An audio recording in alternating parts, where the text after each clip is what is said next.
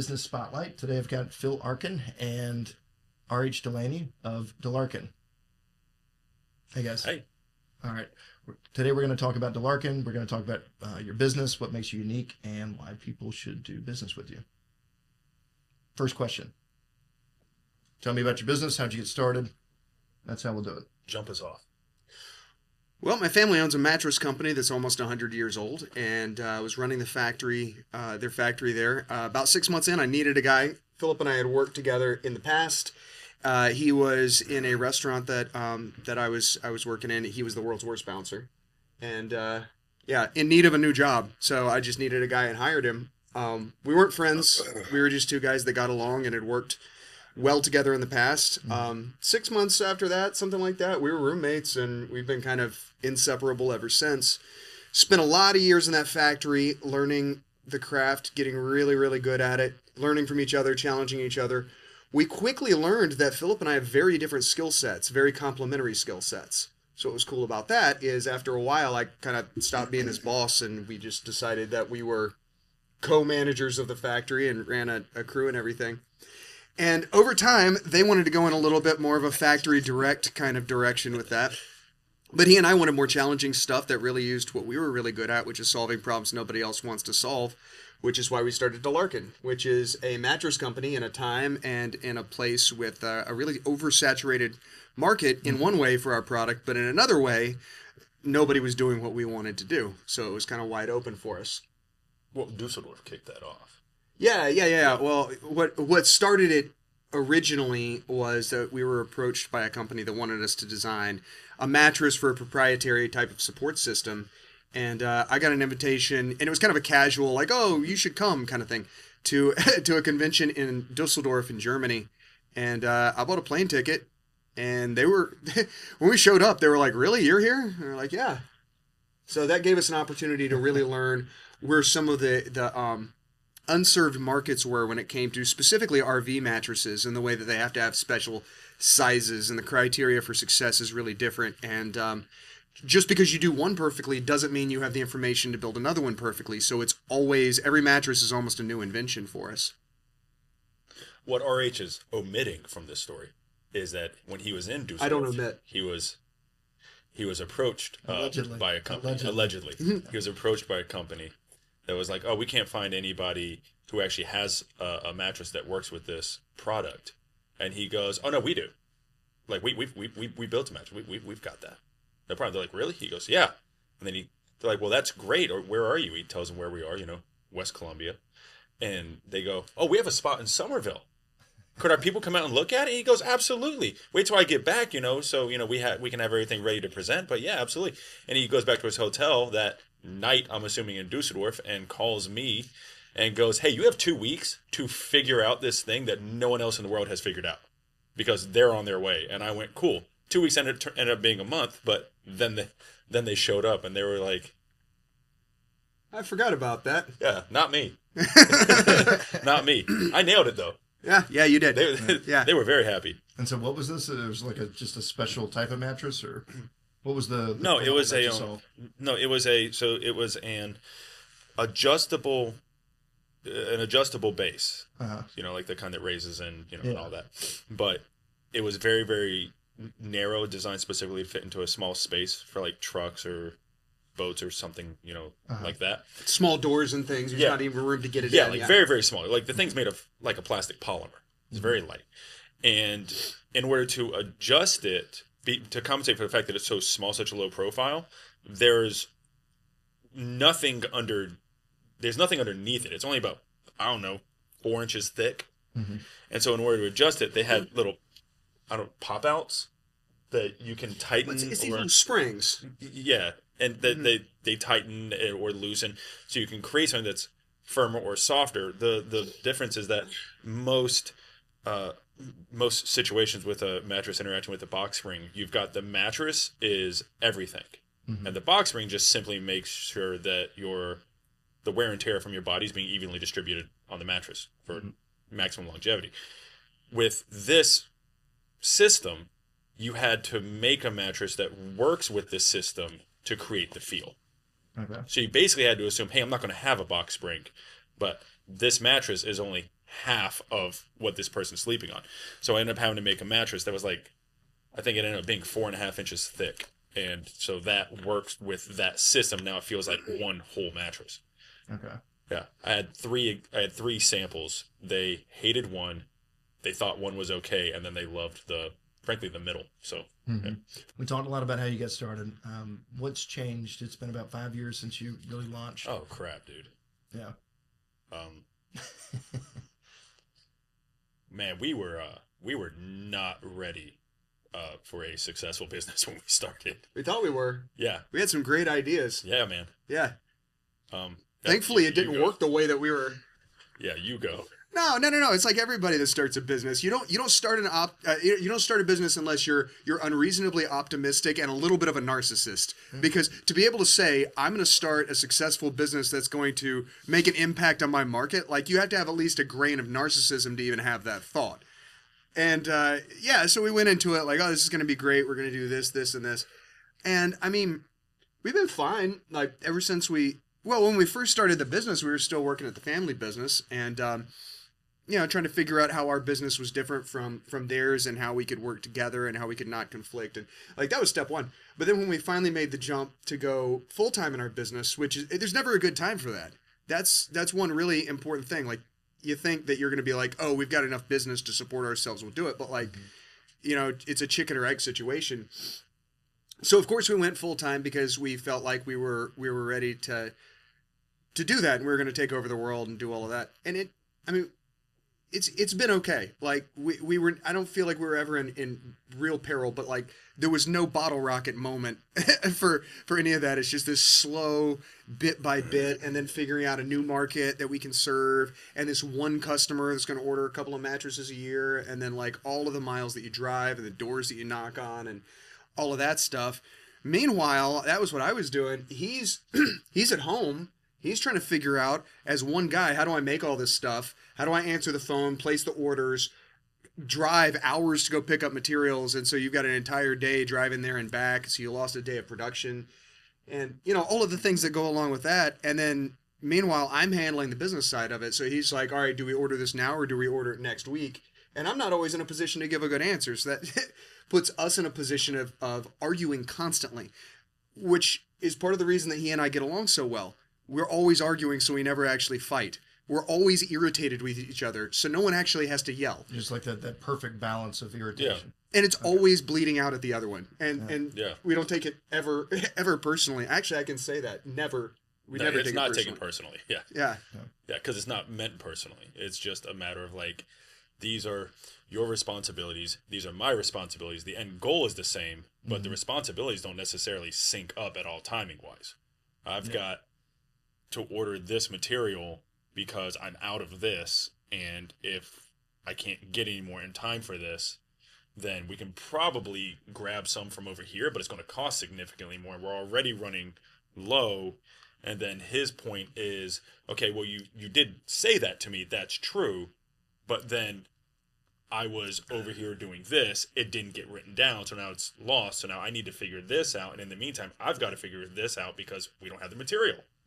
And it's just because you work well together doesn't mean you're ready to run a business together. However, more to, I think, his point initially, running out of stuff and figuring out how you're going to not miss the deadline. And then, to be fair, we don't miss the deadlines. We get stuff done when it's supposed to. Just sometimes it's a little hairy. But doing that when you're early, when you're young, when you don't really know what you're doing to operate a full business, it means that your solutions are scalable. And that's one thing that we talk about all the time, where we're like, okay, this thing we did saved the day today, but if we have twice the business, it's not going to work. Right. So we're never allowed to use that solution again. Right. I mean, right? Yeah, that's been the main thing that I've butted up against personally is I've got a very, this is the problem. What's the solution to this problem type of mindset. He's a bit of a myopic chihuahua. Yeah. And I'm really, really good at fixing this, whatever this is. I'm really good at taking care of that situation. This is what we're going to do about it. Cool. But I don't think in terms of looking downfield at all. And so you're here. This is the problem today. Fix this. Right. Right. See, previously, we're running out of materials. I mentioned this to you. We still don't have materials. Now it's a problem. Mm-hmm. Well, it's because all right. And that conversation, I was going, okay, cool. I'll move stuff around. I can get up there on Tuesday to get this. I need the order placed right now. And his point is not, we can't pay for that. It's, hold up, dude. We didn't need to be in a position to be having this conversation to begin with. Mm-hmm. And to which I go, well, I mentioned it to you.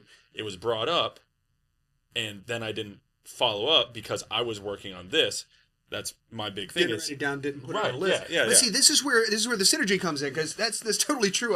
There's no defense for some of the things you're talking about. But on the other hand, I have trouble remembering to put my shoes on some days. So he's the guy that's sitting there and like, okay, I understand you're talking about in 6 months we have to do that. He's going, I don't care about that. Today we've got to make these mattresses. They've got to get packaged. They've got to get out. Can we please focus up on this? Put that down. Stop pointing at things. Yeah. So there's a back and forth. Yeah.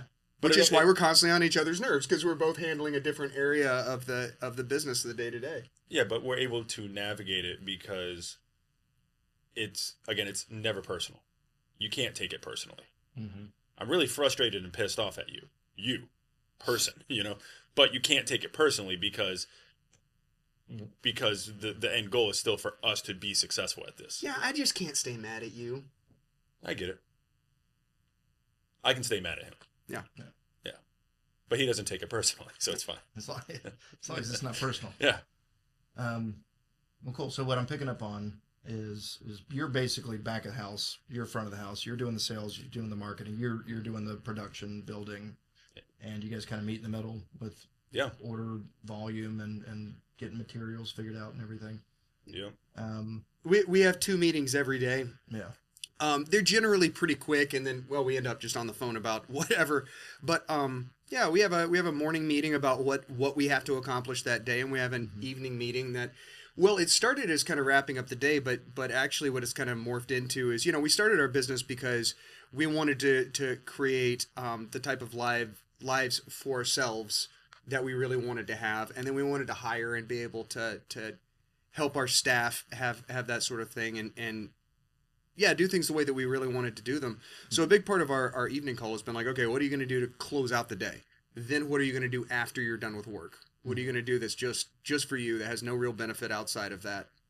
So that's a part of the exercise of like the business, building the business to build the business isn't the whole picture. It's, so we can have the kind of life that we want.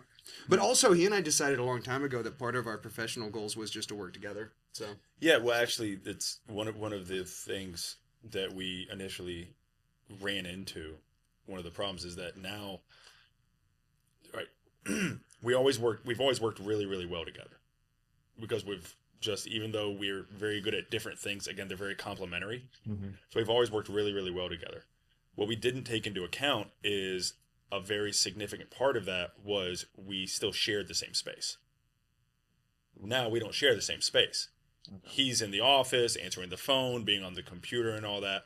I'm back in the warehouse, building stuff. We're not in the same space. So we have to have those meetings multiple times a day. We have 2 set meetings. We speak more often than that.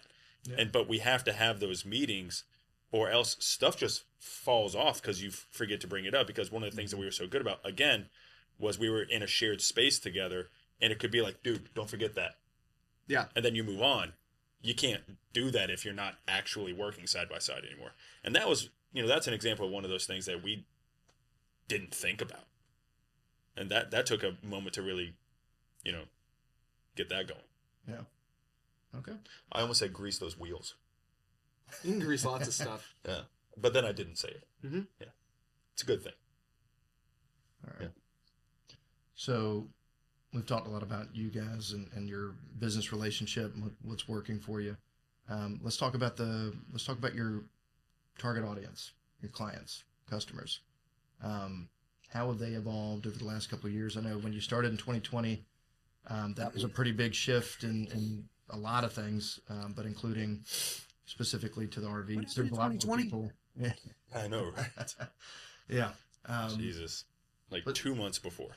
I know that RV rates just for parking the RV at a spot on a campground is like 3 times as much as it used to be. There's so much demand back in 2020. that we're still seeing those kind of rates and everything. So there's people were in their RVs more that year, I would assume. Well, people were buying them because they didn't want to stay in hotels. Yeah. Right. Okay. But then one of the things that you butted up against is that people have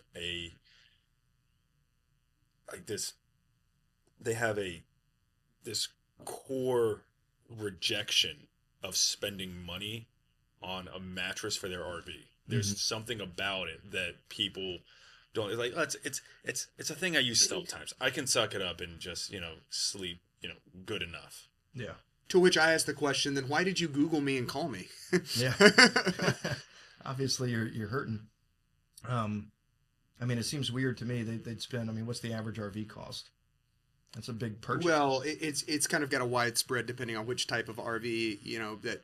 So if somebody goes on Facebook Marketplace and they spend $2,500 on an old tow behind from the 60s that's falling apart, like I understand they don't want to pay for a mattress, but like then you're going to have to do some work to make it work with a more traditional home mattress. And you can do that yourself.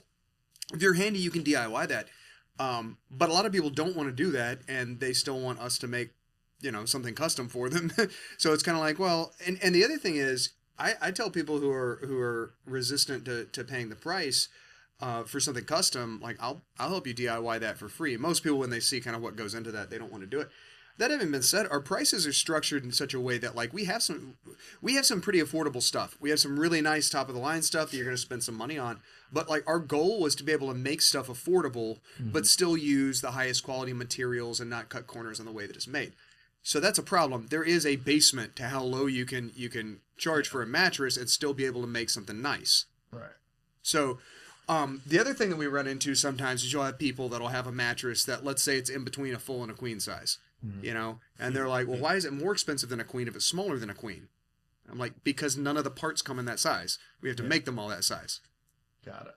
So it's more custom because it's not one of those standard sizes. Yes. It's more hands-on work. Yeah. Yeah. So like, and again, people don't understand this, and it's fair. They don't make mattresses, But if someone goes, oh, I have a mattress that needs to be 57 by 77.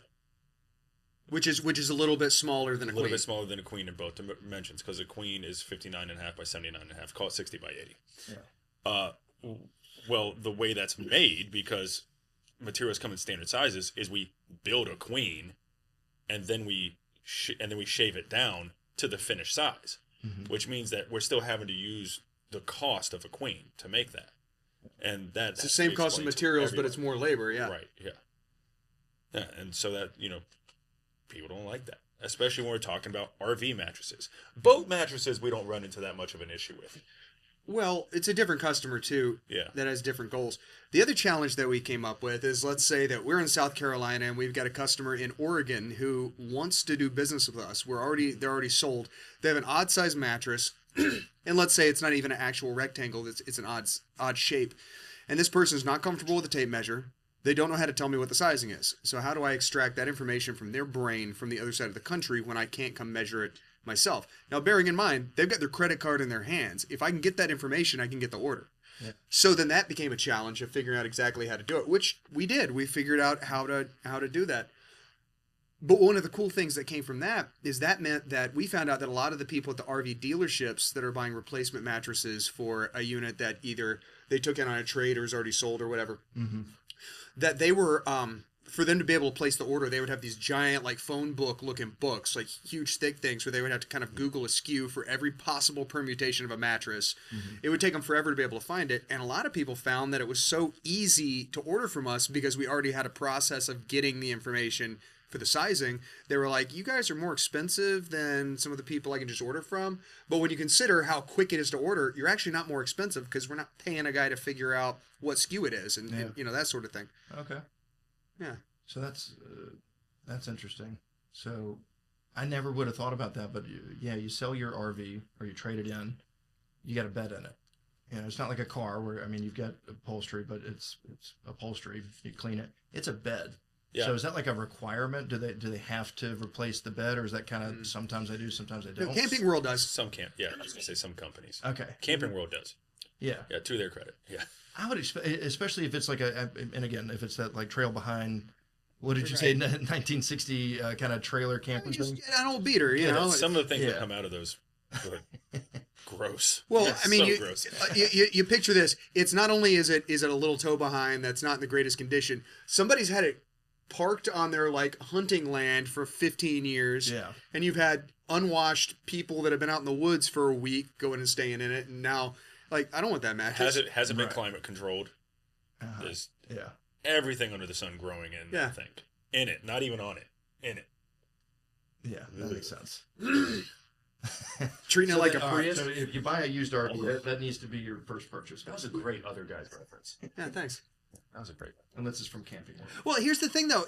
You Camping World replaces it, man. Yeah. You bought an RV, you bought a camper, motorhome, whatever it is. The whole point is that it's your rolling bedroom. Why are you going to buy a rolling bedroom and have a crappy mattress in it? Yeah. It just doesn't make sense to me. That's our point.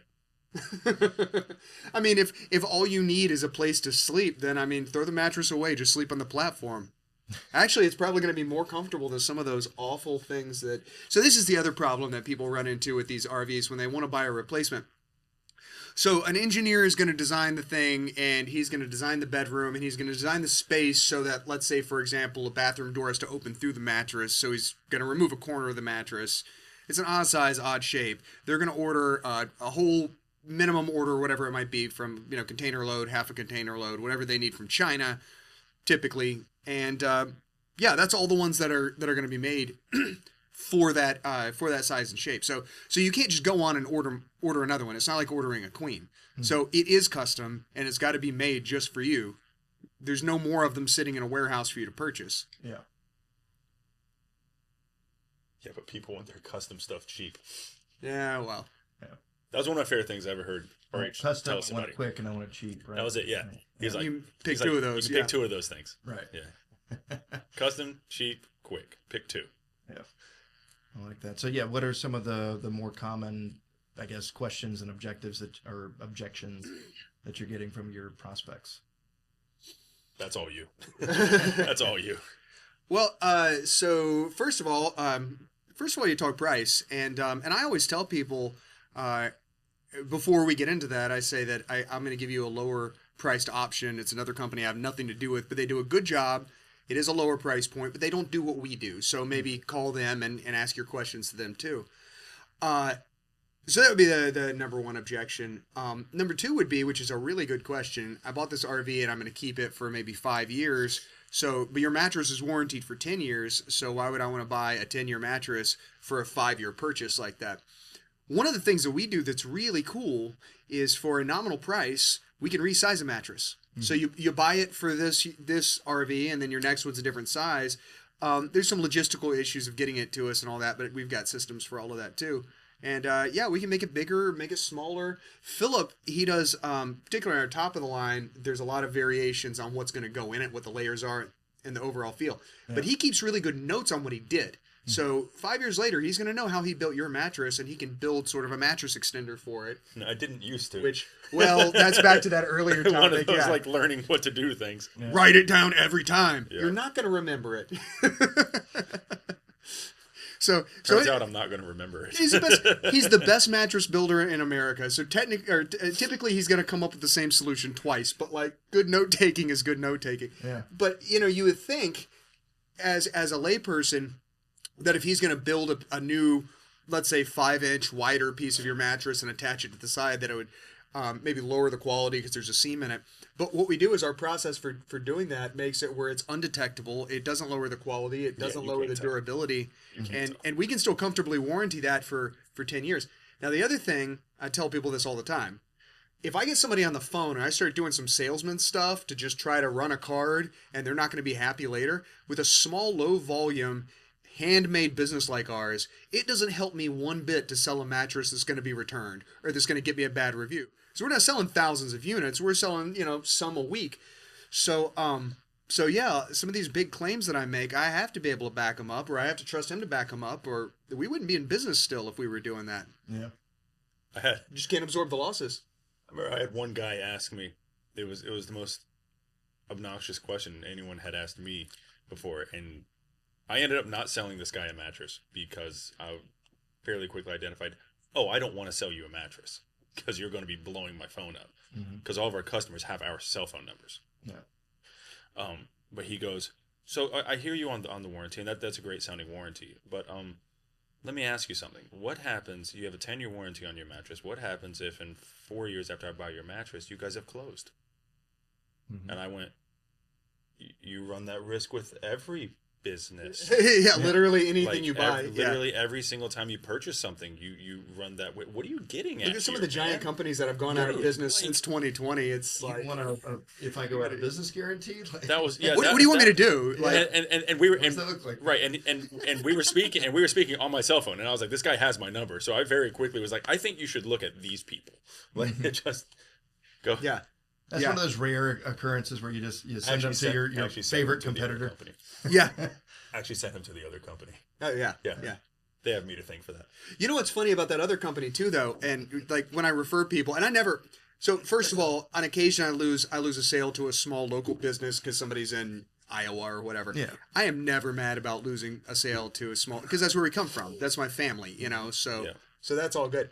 But on the times when I refer people to the lower priced option, you get a lot of people that'll ask really technical questions, really want to know answers to how some things are done. And they'll call the other company and call me back and be like, well, I mean, there's some salesperson that didn't know the answer to any of the questions. I'd rather have you guys build it because you guys obviously know what these products are better than those guys do. Yeah. But that's what you get from a bigger company too, where sales and manufacturing are not as integrated as the way that he and I do business. Which, by the way, coming back to that word scalability, as we've grown, it's been essential to our business model to be able to maintain it, that we're able to grow and scale while keeping sales and manufacturing, sales and production really closely working together. Because that's one of the things that we've run into before, just in general, is you have ownership that starts to see sales as money in and production as money out. So they see the factory as just being a loss center as opposed to being the important thing, right? Because the product comes out of the manufacturing, not out of sales. Right. Anyway, that's a separate soapbox, but that's a hill I'll die on. Well, that's one of the benefits that we have is that, well, one of the advantages that we have is that for both of us, the background was originally the production. But before that, though, before that, though, working in restaurants together, because it doesn't matter if you're making, if you're making food for a table of four, or whether you're making mattresses, the process is the same. It's manufacturing, it's consistency, it's all those things that make the product worth buying and then buying again later. Yeah. Yeah, like if I go out and have a great experience, but the food is garbage, I'm not going back. You're not going back, yeah. Just finishing up, right? We've talked a lot about the product. We've talked a lot about the customer.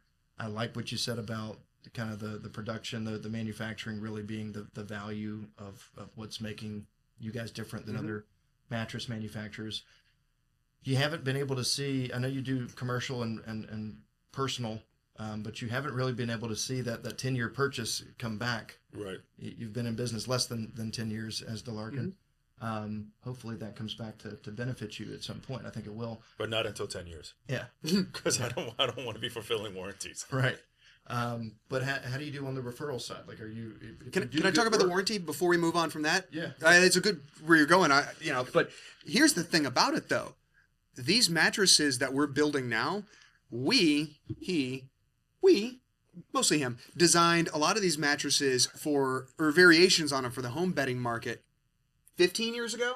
Yeah. So we've been through a warranty cycle and a half since we started building these. So while, our company's only been around for half of our warranty period, we've been building the same types of products using the same materials for way longer than that. Right. So our products are definitely things that last 10 years. That last that long, yeah. Like you're not seeing a lot of them come back. Well, and if you're going to have a premature failure on a mattress, I don't think we haven't had one come back. No, we've never had one. But my point is, they happen within the first 5 years typically, where there's actually something wrong. Now, when you get up to 10 years, what you have is, I've designed this for an average-sized person. So if you have someone that, let's say, is a very heavy person, it's going to be more wear and tear on a mattress. That's what causes the failure between 5 and 10 years.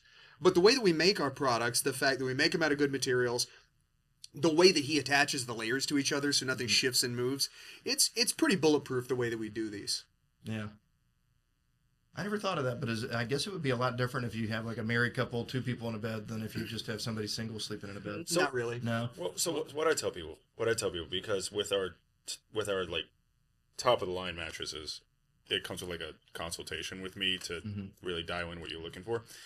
What I tell people, because they always ask about that warranty, is they're like, okay, so is this the 10-year warranty?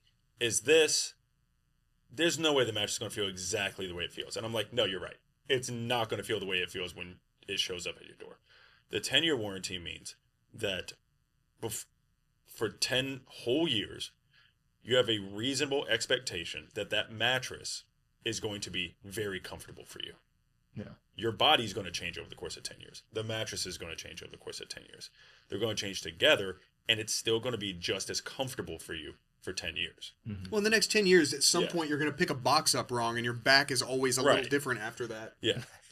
Yeah. If anyone tells you that, like, oh, exact same thing, they're lying.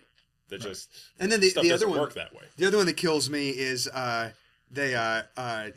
was a mattress firm, I think. It was one of the big guys. Yeah, that started to shift it into you should replace your mattress every 8 years instead of 10. It's like you're just trying to increase the buying cycle by 20%. You and I both know it should last 10 years, not 8. Right.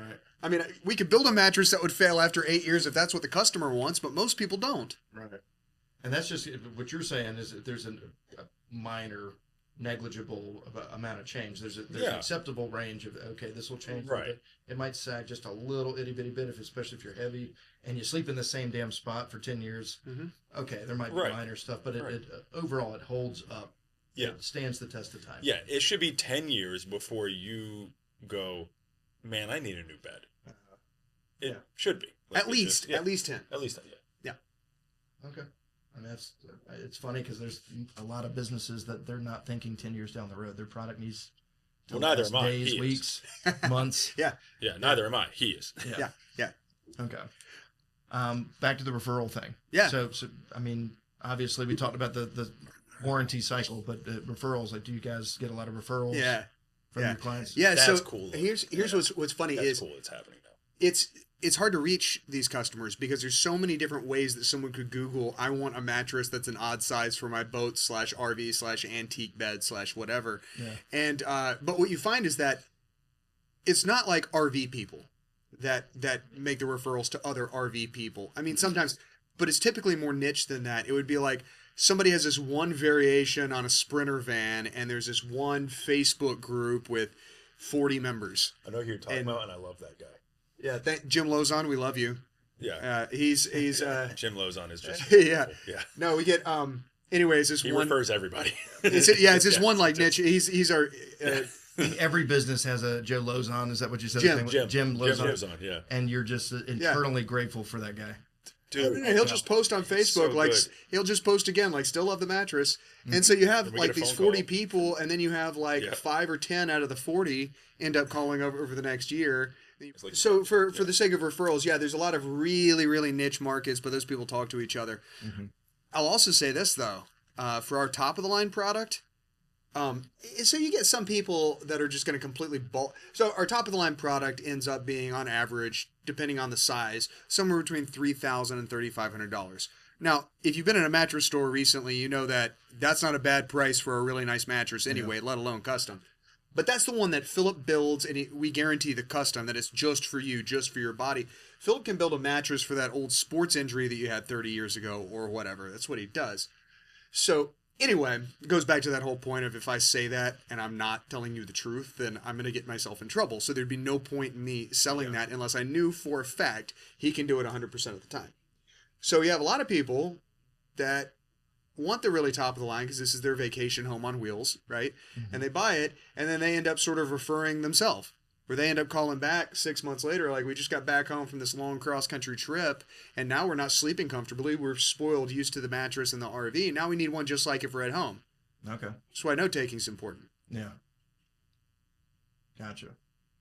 I had to learn how to take notes. I mean, that's got to make you feel good. Like, you made the mattress so comfortable in their RV that they're like, make one for my house that I'm going to sleep on every night. That's pretty cool. It's just awesome. Yeah. That's just the biggest compliment that we could possibly have, that like it's not just about making a comfortable mattress. It's about producing a comfortable night's sleep. When someone they've got some old injury, or maybe it's not even an old injury. Maybe they just, got an old back now or whatever it is. Or they have old dogs. And that's happened before. They're fighting that every day because they're not sleeping that well at night. And then that reduces the quality of their whole life. So, I don't feel like I'm taking a lot of liberties by saying that you get somebody who's used to not sleeping and they think it's fine. And then all of a sudden they get our product and they're sleeping again. Their whole life has changed. Oh, yeah. Oh, yeah, because you can get used to anything, and people are not aware of how uncomfortable they are. Right. I mean, especially as you get older, you learn to appreciate good sleep versus not good sleep. I don't get older. I wouldn't know about that. Well, we decided not to. It was it was laming up the place, so we just stopped. It was. As a glasses wearer, though, I can tell you if I go too long without updating my prescription, I'll feel like my glasses are just fine. I don't really need that. Get a new set of lenses, and I go, oh, I was driving with those old lenses. Like, you just get used to it, right? Yes. Yeah. Yeah. Mine changed for the first time about a year ago, and I'm like a really good candidate for laser eye. Like they say, if it stays the same for 3 or 4 years, God, I want LASIK so badly. I was the same for 10 years, but I remember the first time I got the prescription. Yeah. And it was just like, oh, there's actual leaves on that tree. It's not just a green blob. Yeah. It's just well, and you don't. Yeah, and you don't. Yeah, and you don't know how much something sucks until it's corrected, and you're like, holy crap, I was dealing with that. Yeah, I put that all off. the time. Yeah. Yeah.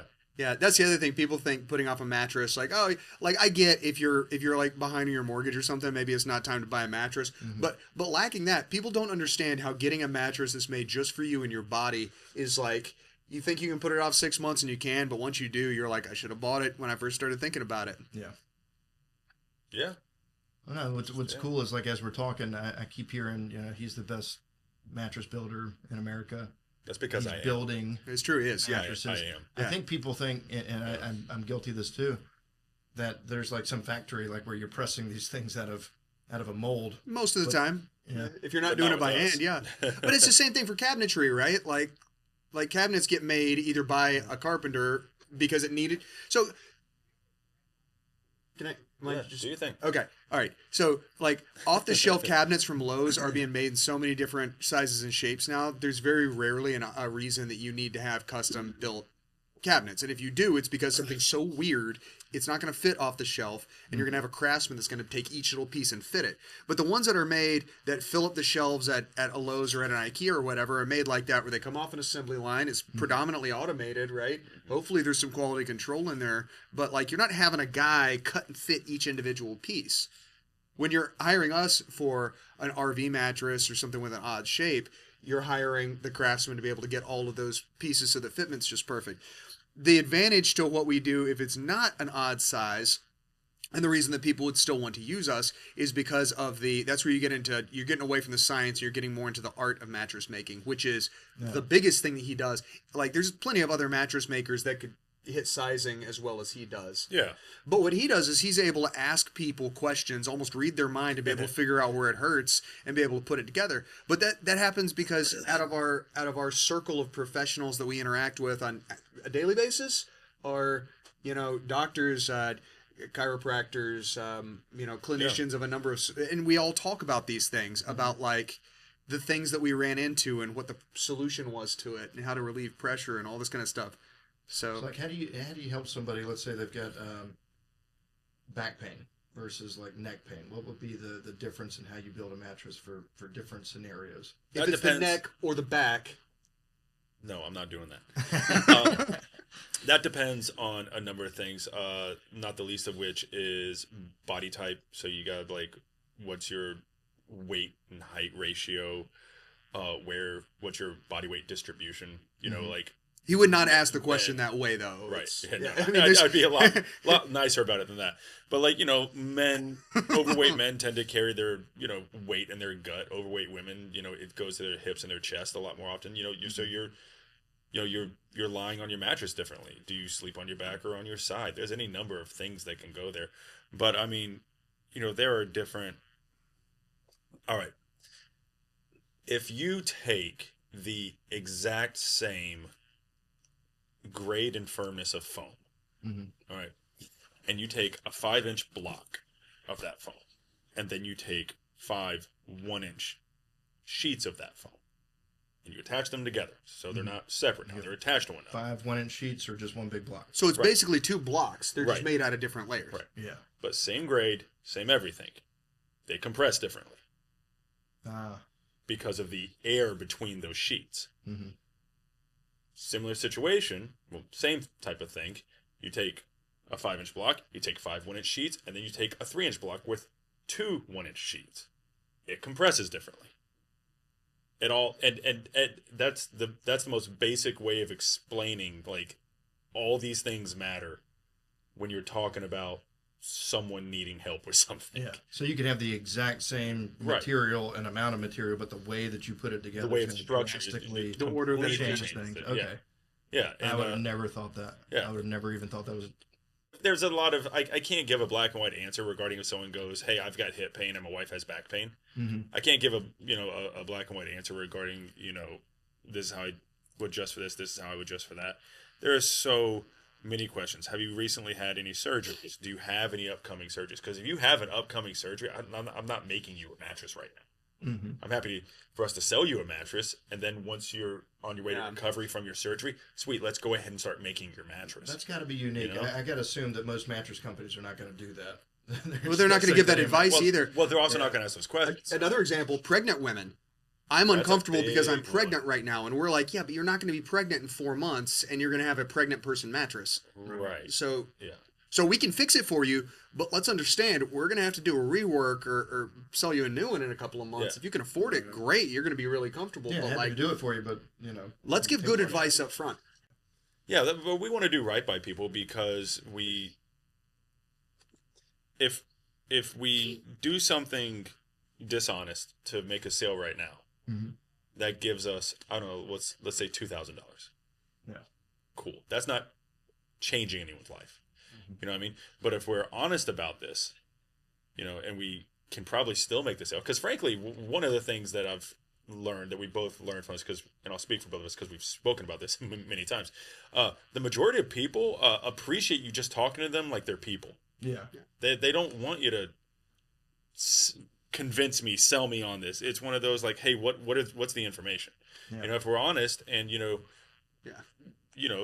need the $2,000. Maybe you need a $1,250. Cool, you got a mattress for $1,200. Sweet, happy for you. You're really happy with your mattress. In 10 years, hopefully sooner than that, because you have other rooms you want a mattress in, you're going to buy more mattresses from me, and then you're going to tell your friends and your family. But even if not, though, it's not that hard. You treat people like you want to be treated, right? So, like, I tell people all the time, my advice is free. I know more about mattresses than anyone's going to tell you over the phone, and I'll tell you all of it. It's not a secret how we make the sausage. Right.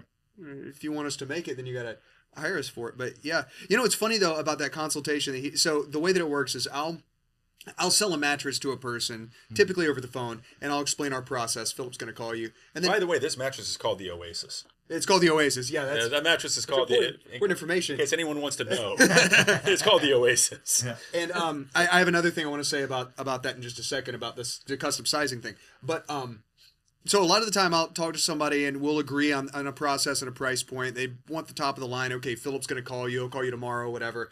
And then I'll talk to him after that. And they'll be like, he asked me some questions that made sense, like whether I sleep on my back or my side.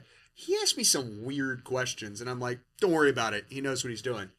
So I just think that's really funny that he's he's got his process for these things. But the other thing I was going to say, though, then you get that weird phone call, or he's calling you, and he's like, hey, so Phil, why don't you ask them your favorite flavor of ice cream?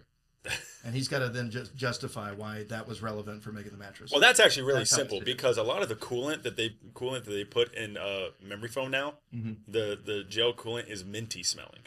Mm-hmm. So if it's mint chocolate chip, then like there's less work I have to do. Your mattress will smell like you just finished a nice meal. You're gonna love this mattress. Yeah, trust me. Just don't eat it. Yeah. I did have someone one time ask me, like, is it poisonous? And I'm like, I don't understand your question. Yeah, like, why you're asking me this is fundamental to how I'm going to answer it. Are you like, okay, sleeping on this material will not harm you in any way, shape, or form. But I've told, actually multiple people, I've had to tell them this, like, you cannot eat this. it's not designed. Well, it's a lot of people that are concerned about like their dogs or something like that. Yeah, It's not actually customers who want to eat it, but they're like, if my dog eats this, Dog or babies, they'll eat like anything. it's not warranted against your dog eating it. That's not. Sorry. My daughter brought me a chunk of foam today. That was nice of her. Yeah, it was great. Were you running low? Well, now I am, because it came out of my mattress. How was the cover off? I was washing it. Okay, that's a good reason. Yeah, and I was making lunch, and she was just like, "Daddy, here." When it comes to those chemicals, though, all of our products fall under a certification called CertiPure. Mm-hmm. So it actually is a company that makes sure that people making our products, that they're the components that go in there, that it doesn't use any carcinogenic, any known carcinogenic chemicals or formaldehydes or anything like that. So actually, ours is as close to non-toxic as it can be. You know? Yeah. That's good. Yeah, so that's actually a great thing. We also, for people that are concerned about that, do things like leave a fire retardant layer off, which... We need a doctor's note for that. Well, we make it really easy to do that. We've got a standard boilerplate thing. Why do you need a doctor's note to keep your mattress from burning on fire? Because the Consumer Product Safety Commission requires that we put it on there. The only way that we can leave it off is if it's authorized by a medical professional. But it could be a dentist, a chiropractor. I've never had an optometrist, right? But I imagine that would be fine. But and we just have a... Sorry. I don't want to speak like I have a level of expertise in biochemistry that I don't have, but I will tell you, as someone with many years of dealing with these fire retardant materials, and having done research into it, not being a complete layman on it, I don't put that in any of my mattresses or for my family and my friends. I kind of recommend leaving it out. You just go, hey, sign this real quick. It's not. In my opinion, it's not really particularly helpful, although I don't work for CPSC, so that's not my area. And it may be harmful, so maybe let's just not, given the option. Tell them how we used to get rid of it. Let's not share that. It's recorded. Let's go out to the internet. Hey, plausible deniability. There's a lot of stuff on the internet that is being shared. Look, I keep telling your wife about that too. This portion of the show was all AI. That's fair. I forgot that's what we call her now. Yeah. I should have had a sixth finger on. Yeah. The whole time. No, I was going to say about the custom sizing though. What we've gotten into in the last year or two that's been really fun too is not just doing these custom size stuff for the boats and RVs and all that, but also doing big, giant, oversized Alaskan Kings and Wyoming Kings and some of those types of products. We build beds for them so you can get the right kind of support, customize all of it.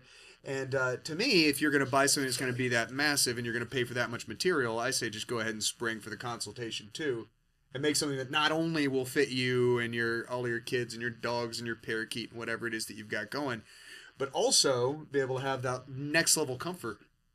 So wait, so like I'm assuming from you saying this, these are bigger than like your standard king. Oh, much bigger. Like a California king, and then Wyoming and Alaska, a bunch of states. I'll give you an example. Just state where kings. You start.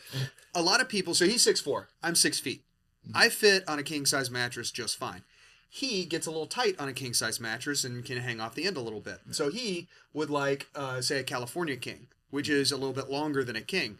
A lot of people don't realize this. A California king is narrower than a king, so you're losing some of the width and adding it to the length. It's the same square footage. So what I if didn't know that at all? What was that? I'm same height, so like Yeah. I need that too, but I didn't know you lost on the width. Your king is 76 by 80. Your California king is 72 by 84. You take the 4 inches and okay. That's why it's so that way companies that make it are using the same amount of material. Yeah. So they can contain their costs. Yeah. But if it were me and I was 6'4", I would be like, I want something California king length, but I would like to have the width of a king. I don't want to give that up because presumably if you're long, you're also wide compared to someone who's not. So yeah, so then you get into that. You get into some mattresses that add extra width, or some people like we've got an NBA player that we made a mattress for not too long ago that wanted something even longer than that. So now we're at 96 inches in length, but he also didn't want to give up the width. He crushed that sale. Yeah, that was dope. Can you tell me who it was? Or no? I probably should. Let's respect his privacy. But what about what team? Are you allowed to say what team? At the time, maybe let's not do that either. But I will tell you this: I delivered it to his townhome in Chicago. Okay. So that was actually a week turnaround. He said turnaround. He said I got to have it in a week, and I said there's no way we can ship it and get it to you in a week. But I said if you will hire us to do this right now, I will drive it to you in Chicago. Yeah, awesome. But that was the first time you went to Chicago. It was the first time I went to Chicago. It was great. Yeah. Yeah. I was asking because I was hoping there was like he asked you to make a special S into it. I saw one of those cribs. Oh yeah. He Shaq. No, he did. No. That could have been done though. If you'd wanted. That would have been dope. It was not him. It was a center. I'm pretty sure his bed is like 12 feet by 12 feet. I saw that. Yeah. What is that? Is that a state? That's not a thing. That's just a giant mattress for Shaq. It's also an oval or circle. It's also a circle. Yes. Here's the thing though. If it's somebody that calls us and wants a mattress that's any size or shape or there's special qualifications for success, the answer is yes, we can do it, and we can do it perfectly. I don't care what it is. Well, say I don't have to be 7-Eleven. If I'm just like a super competitive guy and I want my bed to be bigger than Shaq's, you can make that. Yeah. That's pretty cool. But see, not only that, when we start doing bedroom big enough for that. Not for cheap. Yeah. Because all that costs. Let's get into some of the crazy stuff, like how do you get it into the person's house? How do you ship it? How do you do it? And we love that kind of puzzle, to be able to do it. And we're really good at it. Mm-hmm. We've had to put them together in people's bedrooms before. Because you can't get it through the front door. You can't, once it's put together, you can't move this. Right. Hey, this is here. You're going to have to cut this out. Yeah, absolutely. But those people, that's what they want. But those people, they know that before the sale's finalized. Yeah. We've done entire builds in people's bedrooms because you couldn't get the components in. Mm-hmm. All right. So anything else you want to tell the audience about Delarkin? Buy our mattresses. What do we even do? Sometimes I wonder. No, I mean, the main thing that I wish more people would understand is that, like we said earlier, you don't know how uncomfortable you are. Mm-hmm. You have no idea. But just think about how often you see somebody, whether they're in you work with them or a personal relationship or whatever, and they're upbeat and they're losing their mind and they're happy, and you go, dude, what's up with you? And they just say, dude, I slept well. Yeah. You could have that every day. Everyone knows you have kids now, from what you just said. That's fair. I do. God, I do. But you could have that. You could have that every day. Yeah. I mean, it happened this morning. My wife she woke up and she was in a great mood, and it was weird, and she was like, dude, I slept so good. Like, I feel great. Nice. Like, awesome. Sweet. And yes, it's on a mattress I made. Well, here's the other thing I'll tell you. This industry is unfortunately very full of snake oil and used car salesmen, that are just telling you whatever. And look, I don't know exactly what you've got. I can tell you we can make the best products out there. Are we the best fit for you? Maybe, maybe not. But I'll help you wade through all of that bull crap. I'll give you honest answers and make sure that no matter what you're looking for, I don't even care if you're looking for a local person and you're not going to buy online at all. You can call us anytime and I'll stay on the phone with you until you feel like you have your feet under you so you can make the right purchase for yourself. Yeah. That's true. He will. I've heard him do it and delay our meetings for it. Right. I mean, you guys seem really genuine. I think that's what people want. It's just like, yeah, give it to me straight. What am I dealing with here? Nobody wants to deal with a snake oil salesman, and nobody wants to deal with a customer service person that's trained and just trying to get through the process and pump out product. So seems like you guys really care to take care of your clients, which is hopefully going to benefit you in the long term. That's the idea. I mean, we're honest. We're kind of absurd and we're a little stupid, but we're honest. We don't lie. We don't cheat. We don't anything like that, because that's not the kind of people we want to be. That's not the kind of world we want to live in. Yeah. And the world's a better place when everyone's just kind of actually doing their best. Yeah. Nice. That's what he tells me. Well, guys, I appreciate you being here. Appreciate you being on the Business Spotlight.